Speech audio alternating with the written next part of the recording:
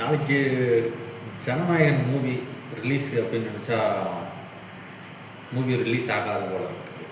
அதுக்கு என்னன்னு பார்த்தீங்கன்னா நம்மளுக்கும் தெரியாது. சென்சார் போர்டு அப்படின்னு சொல்லி நிறையா காரணங்களை சொல்கிறாங்க.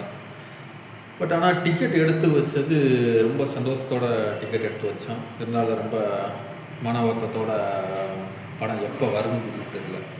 இதனால் உங்களுக்கு என்ன சொல்லிக்கிற விரும்புகிறோம்னா,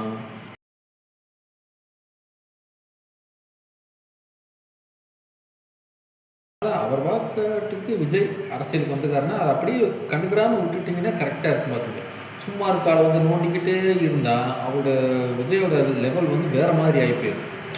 அதனால் வந்து முடிஞ்ச வரைக்கும் இவ்வளோ டார்ச்சர் வந்து யார் கொடுக்குறாங்கன்னு சொல்லி தெரியாது.